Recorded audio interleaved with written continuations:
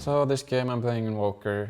I played against Lashbid. They have this Clockwork, Night Stalker, Phoenix, very heavy on the magic damage, and their lineup is very... It just revolves around magic damage and this Lash and this Night Stalker getting their spells off, and this guy obviously. So, I mean, Invoker, first, it's all about just getting your normal items, face boots, drums. This is very standard. You don't want to really go for anything else before this. You want to have this one. The first item, you always want to have a small item that makes you useful in the game, make you useful in the early fights, and this is very good for Invoker. It gives you stats, gives you mana regen and move speed. It's kind of what all he needs, really. So after that, it's still pretty much every game you don't want to change this one. You always want to go for Aghanim's. Some cases, if you feel like it's really hard to play the game, you might go for Force Staff or something like that, another small item. But most games you can manage to go for Aghanim's straight away. So I felt like this game, it's fine. They have the Clockwork, Night Stalker. It's very scary. I had to play accordingly so I don't get hooked and just killed straight away. But for that, you also have an IO who can save me a lot, and it helps me survive in case they go on me. So I felt like this is not too greedy, even though it's very greedy, but we can make it work because we have an IO who can save me, and I just play in a way that I don't get caught too much. So then, and this guy also has Aghanim, so he's very strong, and the silence is very good against Invoker. And then he also... So I went for BKB right after. So I mean, BKB this game makes a lot of sense. They have Lash, Clock, Night Stalker, Phoenix, all these heroes. The only thing they have is magic damage. Going BKB, I had to go it sooner or later, so I decided to go it right after going one big item. So yeah, it's pretty standard. This helps us fight into them, and there's no way they can ever kill me with this. So it's just safe item and probably the best thing you can go for. Never can go too wrong when they have a lot of magic damage. And you can also see this guy went for Blink Dagger. In case I went for something else like Linken's doesn't do anything in this game, or Hex, then I'm very vulnerable to this guy's Blink Dagger and this guy's Hook Shot. BKB, very safe, very good. And I mean, this game, so far everything is going well. We're doing quite okay. It's a pretty even game. This guy's owning and I'm doing great.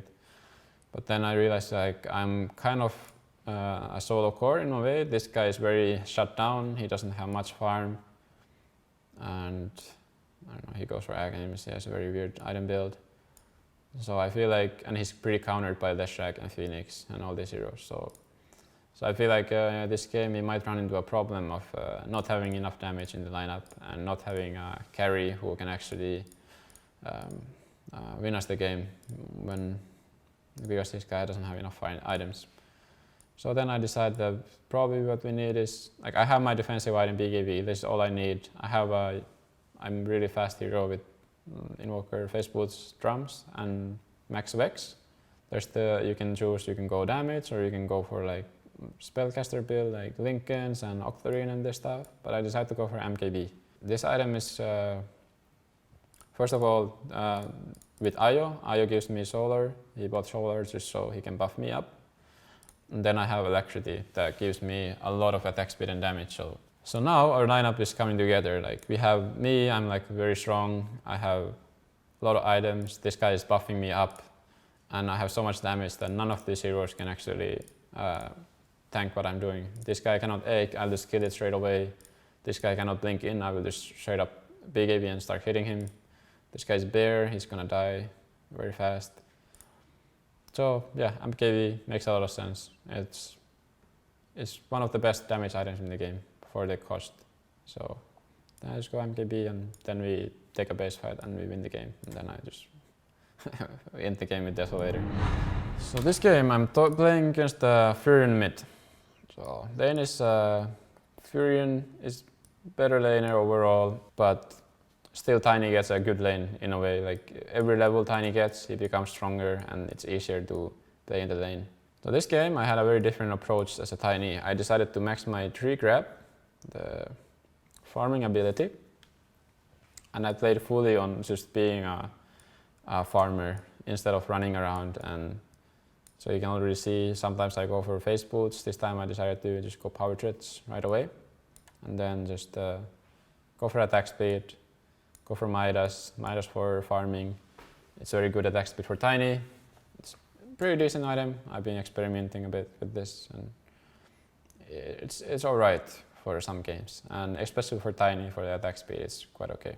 The reason I think Midas was decent this game is because, first of all, I got this super early. 11 minutes in, I have Midas power jets. And then their lineup is quite slow. They have this Void that's just going for Battle Fury.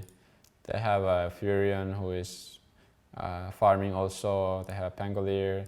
The heroes are very greedy also. They don't really do much. So I just decided that it's safe enough for me to go Midas and just greed it up.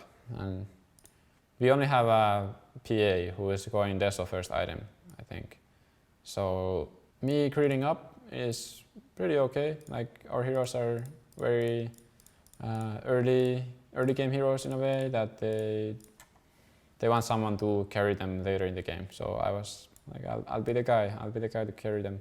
So this Tiny hero, it's funny because you can play it in different ways. Like, you can be heavy farmer or you can be like playmaker. So this game my approach was very different. I decided to go full farm, SNY for more move speed and attack speed, and then this Tiny is, once you get to this point, you have AC and SNY, this hero becomes a monster, and I get it 20 minutes in. And the amount of farm I have is pretty insane. And this hero farms so fast once you get power jets and like lots of haste. So my approach this game was very different. I was like the heavy farmer, while this guy was like fighting and doing other stuff. And I was just farming. And then once I get these items, we just go and push and end the game. Then you just go for more damage, and yeah.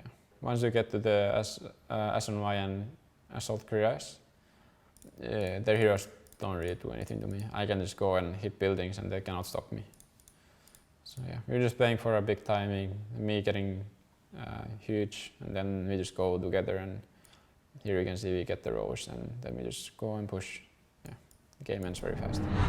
I mean, for them, what they have going for them is just they have this Void who's going Battle Fury, probably pretty okay.